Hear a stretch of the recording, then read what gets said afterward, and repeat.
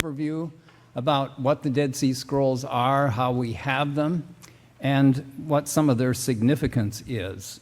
And I hope that you will see that they are of great value both for Jewish people and for Christians and for anyone who is interested in this time in history, this part of the world. The very first of the Dead Sea Scrolls were found in 1947, probably in April of 1947, and they were not found by a professional archaeologist. And this was going to be the story with future discoveries as well. The people who discovered these scrolls were natives of the area, Bedouin they're called, who happened to be in the area for reasons of their own. They were herding animals apparently. And one of them happened to go into a cave after he threw a stone into it that hit something hard and apparently broke it. Sometime later, he went into the cave and found the first of the scrolls. And eventually, 11 caves with written materials in them were found in that general area. They were found between 1947 and 1956, 11 caves with written material. Now that may not seem to be such a great thing in itself, just 11 caves, written material, but when you consider that really nothing had been found in this part of the world, written material coming from that time, this was a big deal, and it turned out to be a very big deal indeed. These caves were located not too far from a wadi, one of these riverbeds that we find in the desert in Israel, a wadi that's dried up most of the year. It's called the Wadi Qumran, and there are building ruins near this wadi, built up above it, and not too far from those building ruins are the caves where the scrolls were found. Now, this was one of the discoveries in the Judean desert, certainly the biggest and probably the most important one, I think far and away the most important one, but there were other sites where texts were found as well. One of the most famous ones is Masada, that great fortress in the Judean wilderness, where a number of written texts were found, as well as all sorts of fascinating archaeological information about that place that King Herod built in such a spectacular fashion. Going back to Qumran, to the scrolls found in the area of Qumran, they're sometimes called the Qumran literature or the Qumran scrolls. Some of the caves had very little in them, just little bits of written material, but 3 of the caves contained a lot of material. The first one to be found, the 4th one, and the 11th one. And that, incidentally, is how people refer to these caves, by the number and in the order in which they were found. So caves 1 through 11 contained the Dead Sea Scrolls.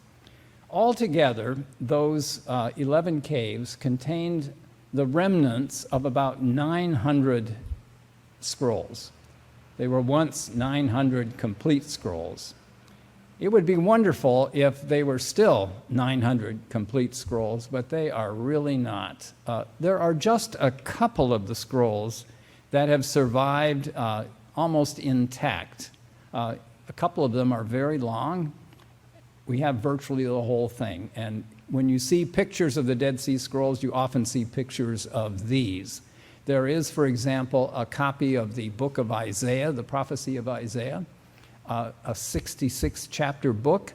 The whole thing is there, the entire scroll stretching very, very long. And a couple of others are like that. But it's really important to remember about the scrolls that most of them are in tatters, that we have very, very little of the scroll remaining. We think it's a great thing to have these tatters, but that's the way the scrolls have come down to us.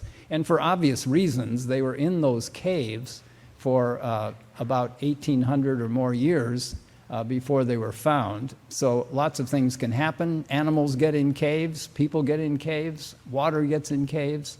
It's no wonder that most of them are in bad shape. Nevertheless, we call them the Dead Sea Scrolls. which has greater sex appeal than, say, the Dead Sea Fragments or something like that, or the Dead Sea Itty Bitty Bits, the Dead Sea Scrolls. Now, these scrolls were owned and copied by a community that was living out there on the northwest shore of the Dead Sea.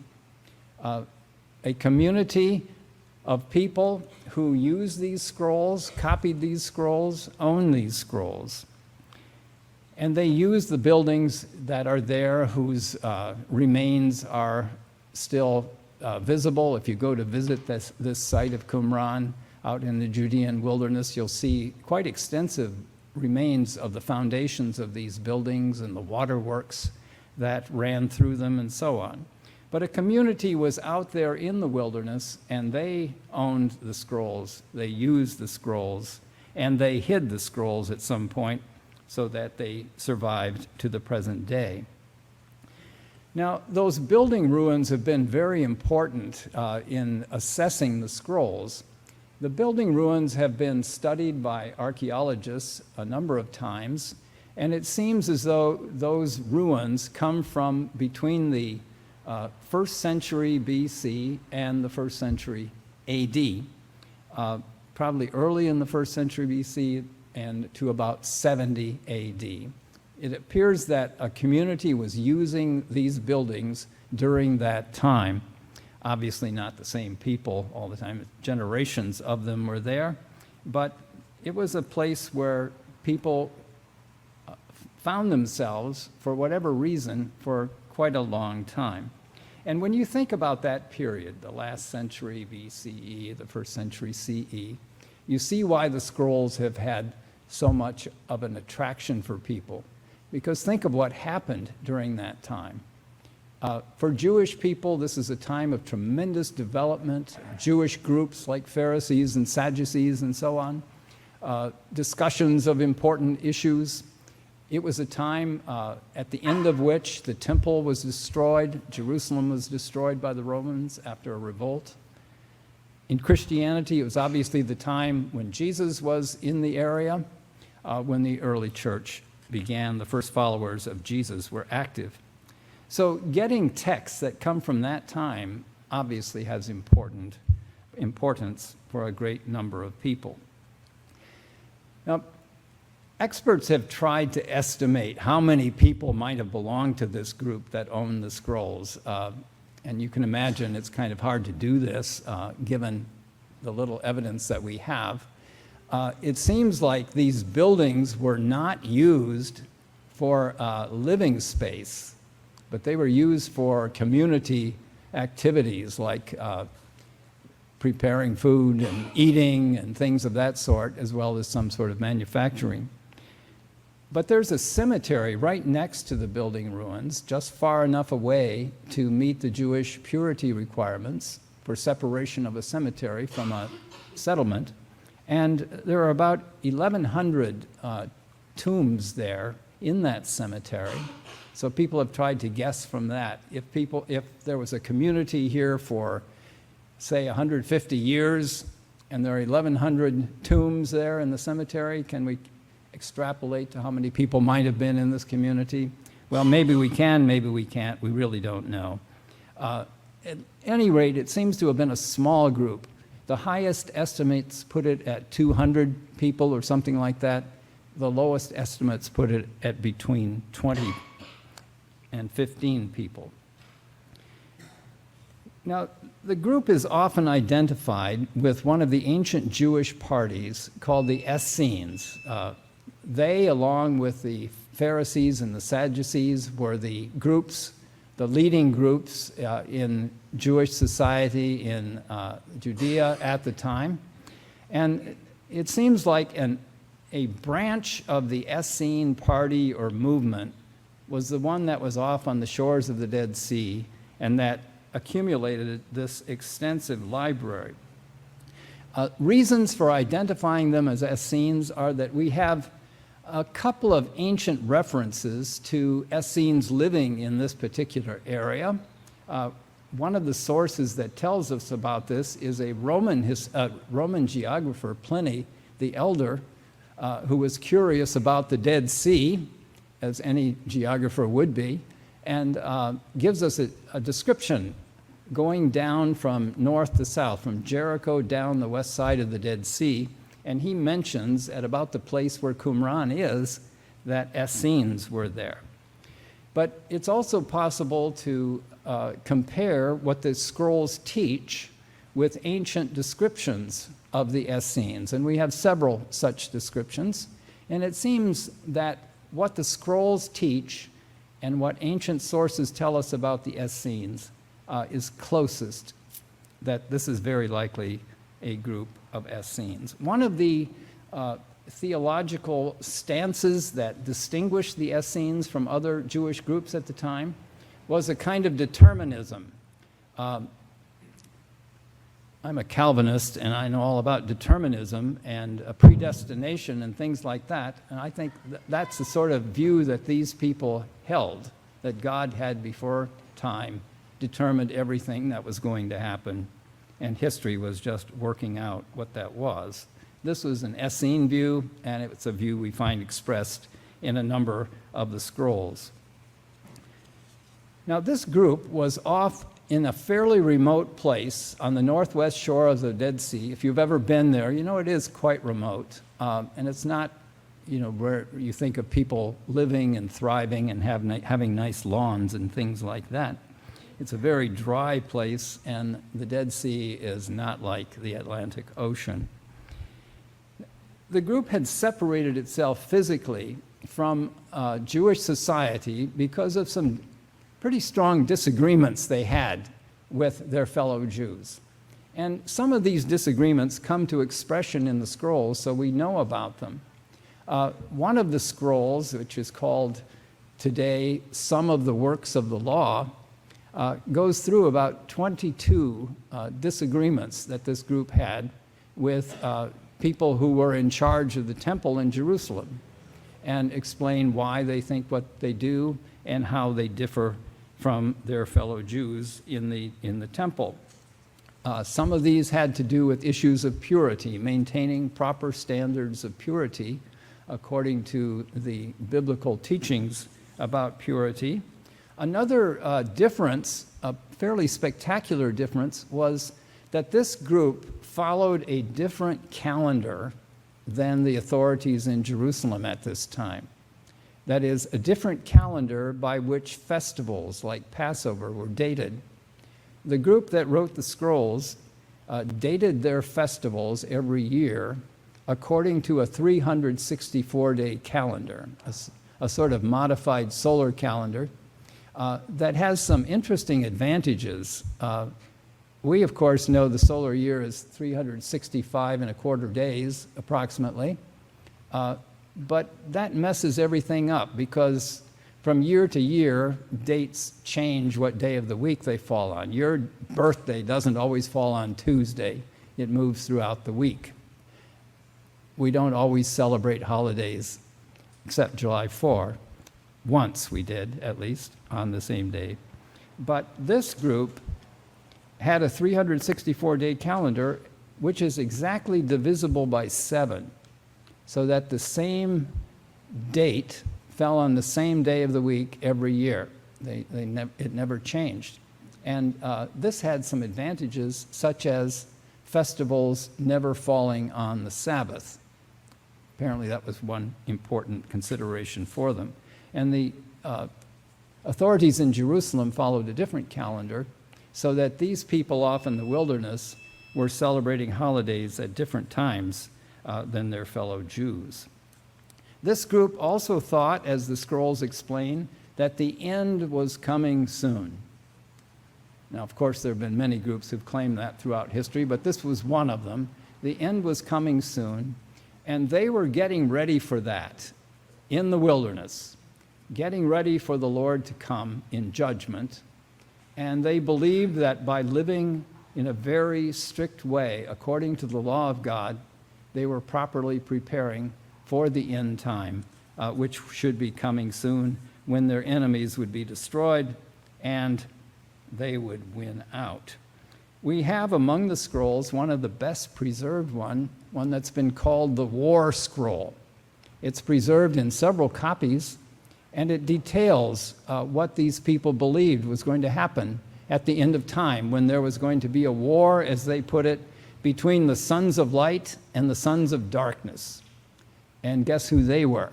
They identified themselves, of course, as the sons of light, and eventually they were going to win with God's help in this war against the nations of the world.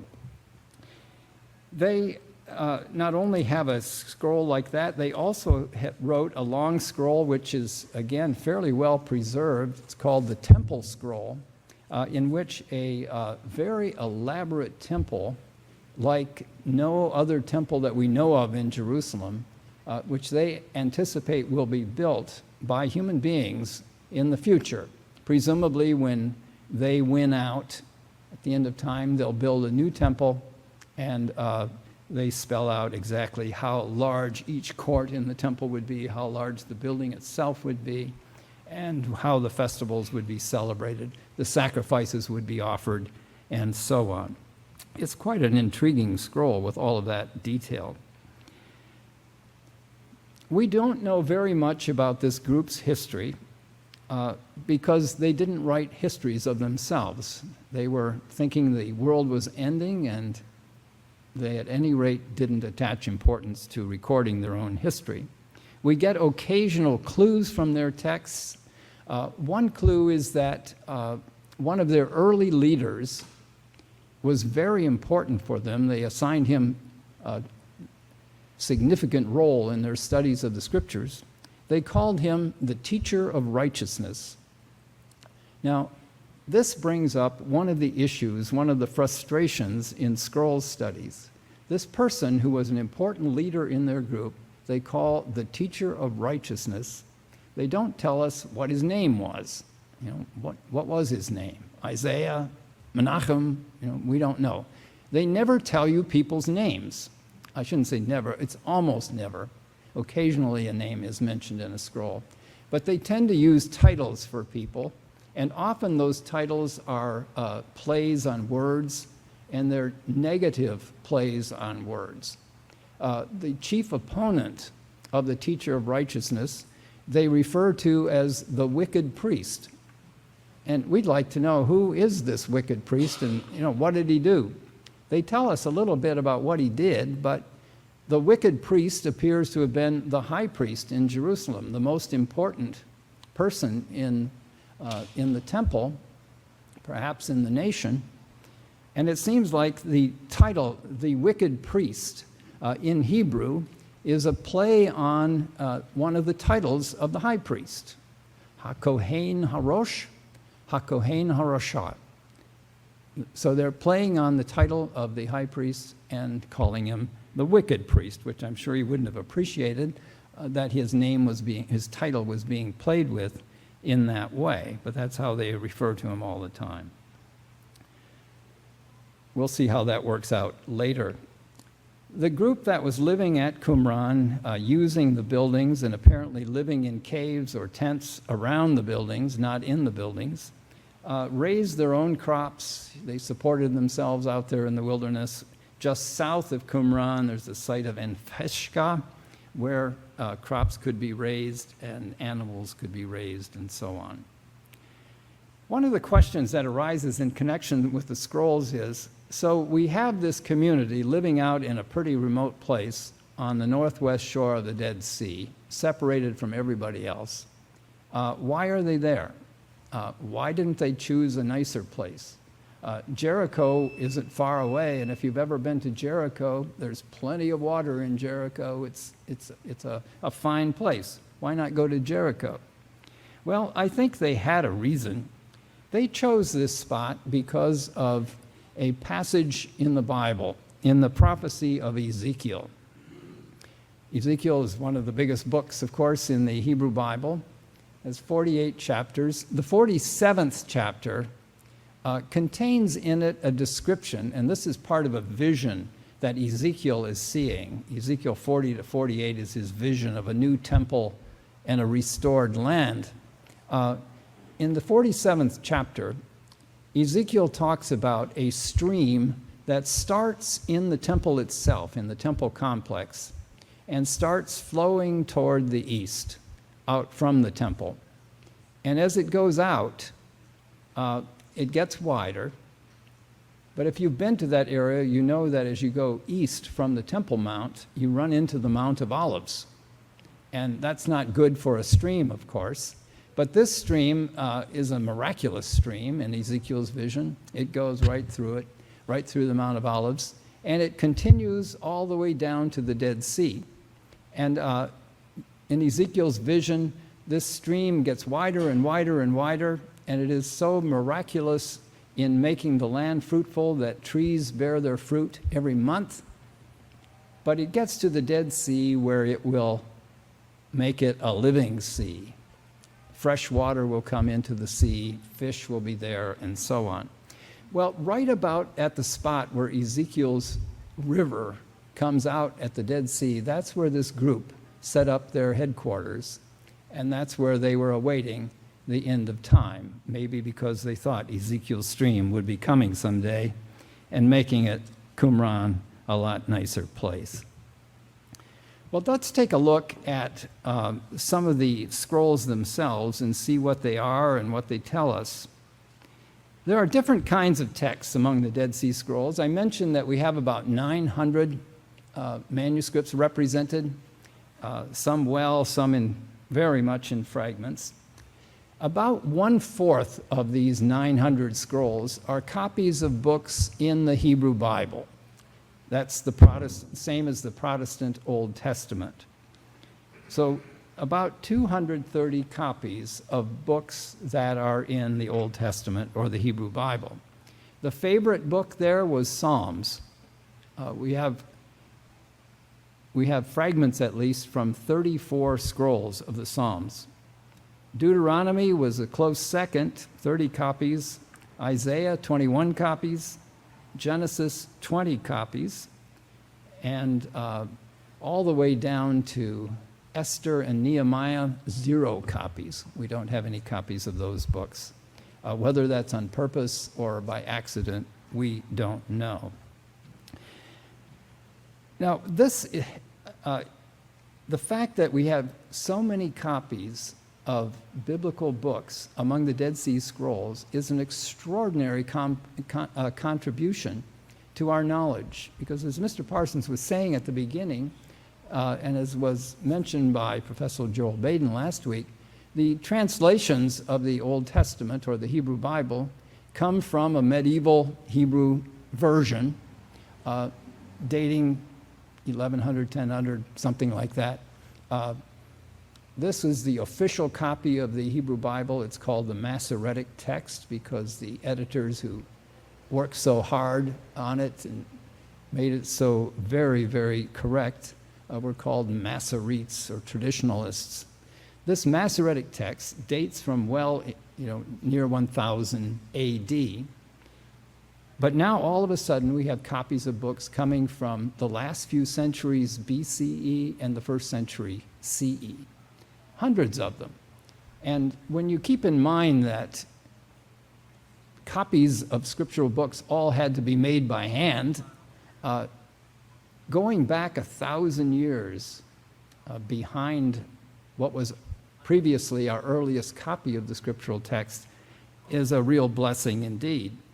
So what was the result? Naturally, people compared. What did these scrolls give as the wording of biblical books compared with the wording that we have in our Bibles today, translated from that Masoretic text? Well, the results are interesting because in so very, very many instances, the text is exactly the same in the scrolls and in that traditional text, the Masoretic text, which is, I think, a monumental tribute to Jewish scribes and their care in taking care of these scriptural books. They really took precautions to make sure that mistakes weren't made. We know some of the techniques they used to ensure accuracy. They did an amazing job. Now, one of the scrolls that is often cited in this regard is the scroll of Isaiah, I told you there were 21 copies of Isaiah found. One of them is the one that's almost complete that I mentioned earlier. Well, that was a perfect example to compare with our existing translations of the Bible and with this Masoretic text. How did they compare with one another? Well, again, in almost all cases, they are the same. Astonishingly, they are the same. But there are also, I'd say, hundreds of cases where there are small differences. Differences like this. The one text may say, he said to him, and the other text may say, he said, leaving out the to him. Well, it's a difference, but most of us don't really care. It doesn't make a lot of difference. There are a lot of little differences like that between that Isaiah scroll and our traditional text. One of them comes from Isaiah 6. The passage there where Isaiah is having a vision in the temple, and he sees God enthroned and surrounded by angelic creatures who are constantly saying, "Holy, holy, holy is the Lord God of hosts." Well, in this manuscript among the Dead Sea Scrolls, they don't say holy, holy, holy. They say holy, holy. Just two holies, not three holies. And I think that sort of thing is a good example of the kinds of differences we have. They're very small in most cases, and they don't change the meaning of the text because of the difference. Let me give you a couple of other examples of small differences. In the book of Genesis, in chapter 46, there is a listing of Jacob's family, all the members of Jacob's family who went to Egypt.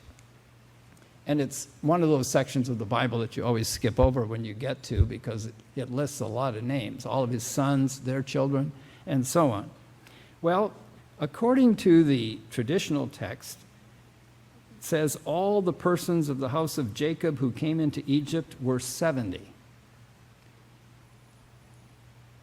Well, in one of the scrolls, it says 75.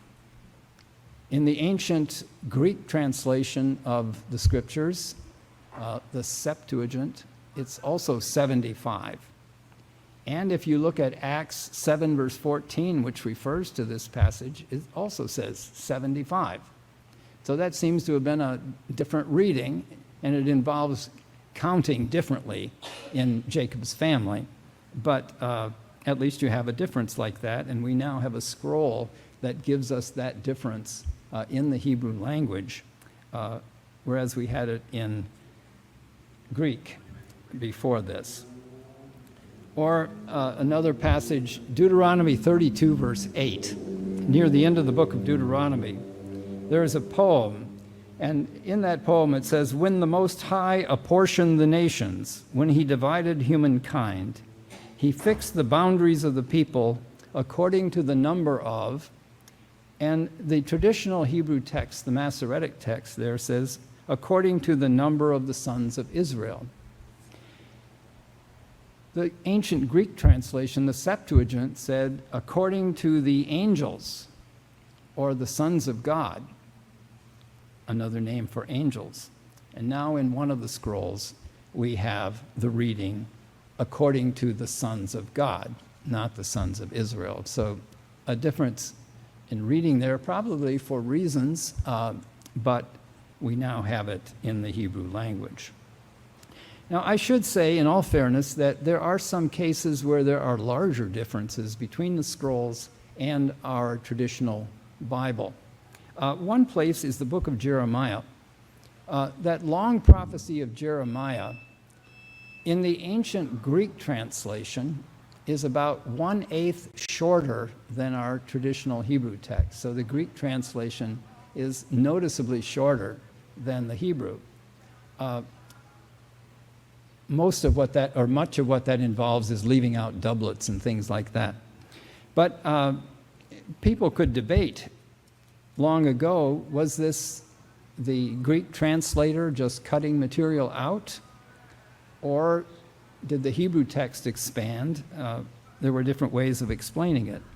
But now we have a scroll that agrees with the shorter Greek text in the passage that is preserved, showing that, again, that shorter text of Jeremiah went back to a Hebrew copy that the Greek translator had access to. So one of the results of this is to show that the ancient Greek translation was made from a Hebrew copy of the scriptures that in some places differed a bit from the traditional Hebrew copy that our translations are made from. A small number of the scrolls, numbering only in the 30s or so, are copies of books that we knew before, but books that never made it into the Bible. Books like the book of Enoch, the book of Jubilees, the book of Tobit, which is in Catholic Bibles, and the Wisdom of Jesus ben Sira, which is also in Catholic Bibles. These are fascinating books. The book of Enoch written in the Aramaic language, the other ones written in Hebrew, Tobit also in Aramaic apparently. So we have in the scrolls our earliest copies, fragmentary to be sure, of these books. And these books were apparently important to the community that owned the scrolls. They had quite a few copies of them available, and they give us some idea about how they went about interpreting the scriptures. If I could give you just one example from the book of Jubilees, it was written, I think, about 150 BC or something like that, written in Hebrew, and it's a kind of retelling of Genesis and the first half of Exodus.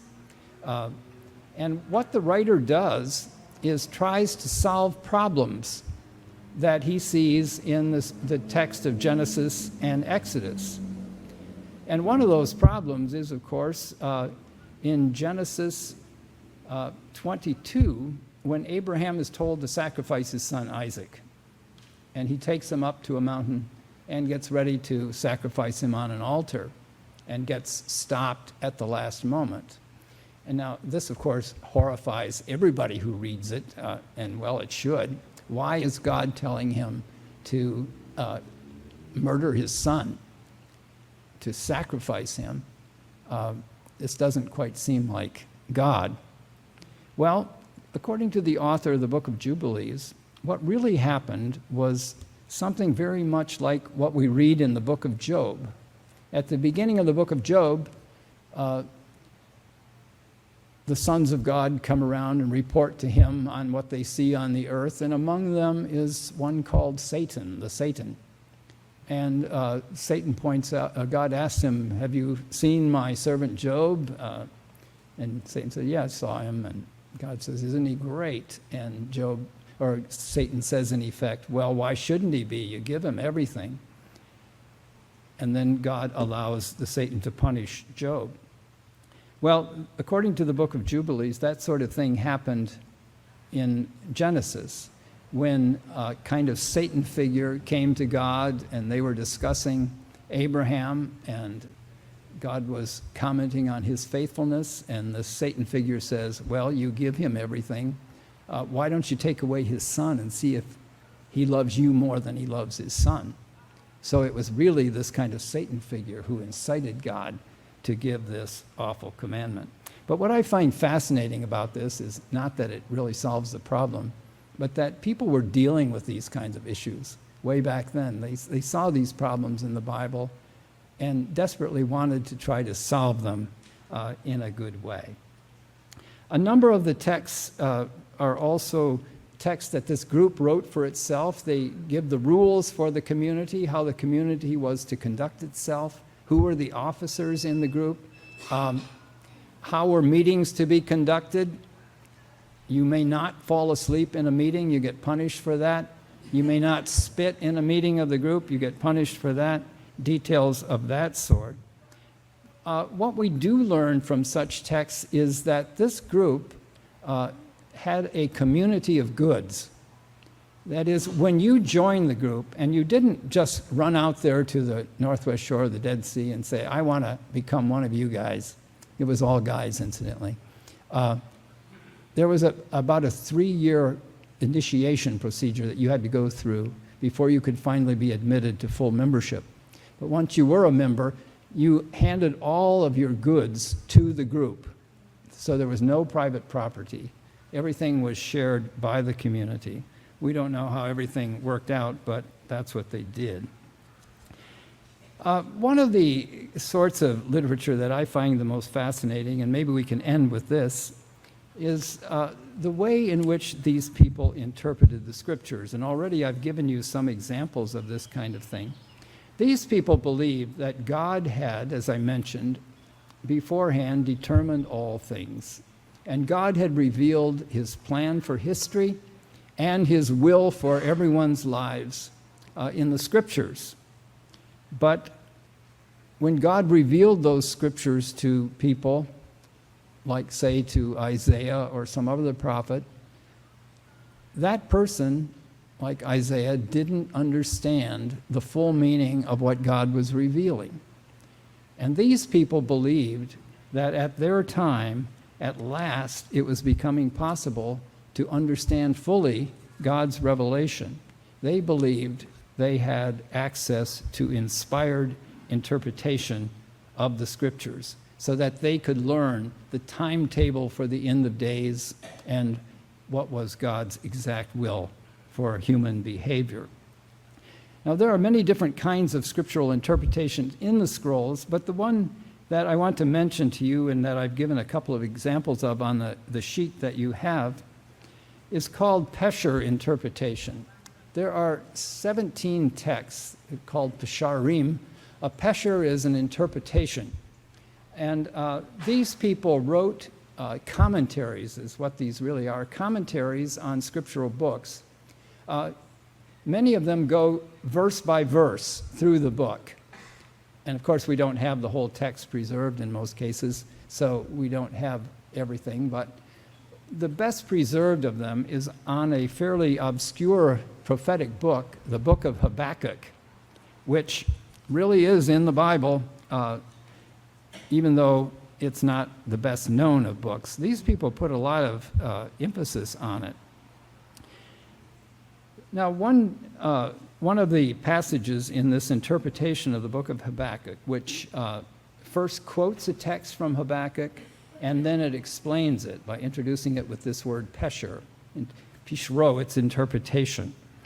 And they have, and you have this passage on your sheet, which is an interpretation of Habakkuk 2, verses 1 through 2. And it starts out, as you can see, by quoting the scriptural text. I will take my stand to watch and will station myself upon my fortress. I will watch to see what he will say to me and how he will answer my complaint. This is what Habakkuk is saying.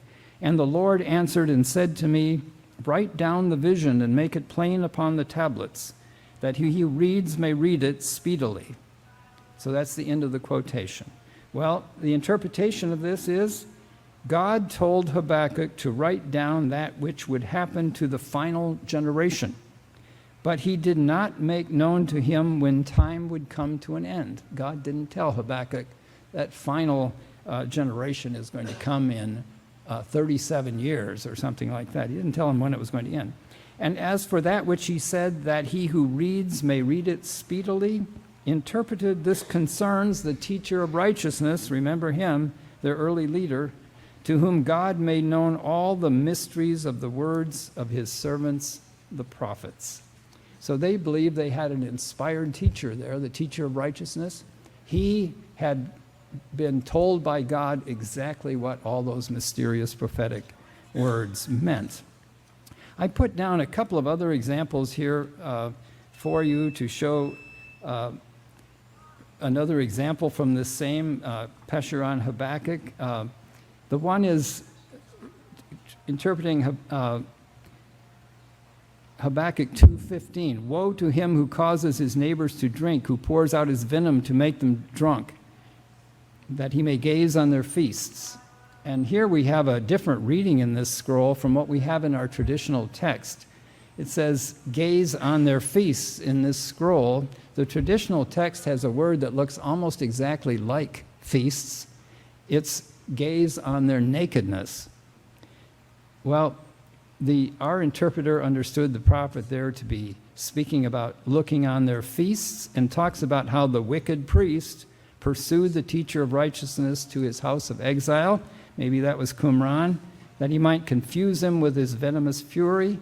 And at the time appointed for rest, the Day of Atonement, there's the festival, the Day of Atonement, he appeared before them to confuse them and to cause them to stumble on the day of fasting, their Sabbath of repose. So in this interpreter saw in the ancient prophecy of Habakkuk lived about 600 BC or so, saw in his words a prediction of the coming of the wicked priest and the teacher of righteousness. Just because I like these little details, let me end with one here, the last example on your sheet. I mentioned that there are some differences of readings in the scrolls compared to our traditional text. This gives an example of it. It's an interpretation of the next verse in Habakkuk 2:16. You have filled yourself with ignominy more than with glory. Drink also and stagger, is what the traditional text says. Drink also and stagger, like a drunk person might do. The cup of the Lord's right hand shall come round to you, and shame come on your glory. Interpreted, this concerns the priest, presumably the wicked priest, whose ignominy was greater than his glory, for he did not circumcise the foreskin of his heart. Now, the interpreter there mentions foreskin. The text of Habakkuk that he is interpreting does not have drink also and stagger, but it has drink also and be circumcised. And there's a little difference in meaning here, but it involves in Hebrew just twisting two letters around, and apparently the writer was aware that there was a different possible reading here, and rather than getting all bent out of shape about it and saying, oh no, we got a difference in a scriptural text, he thought, great, now I've got two texts to comment on. So he gives the explanation of both of them. Well, these scrolls are wonderful. I've certainly enjoyed working with them, and I hope you have some idea of what they're like now and why they're very important, why they're very well worth studying. I listed for you there some bibliographical items. Since I was making the list, I perhaps put my name in there more times than I should have, but those are some works that you might find interesting if you want to pursue your study of the scrolls further. Thank you.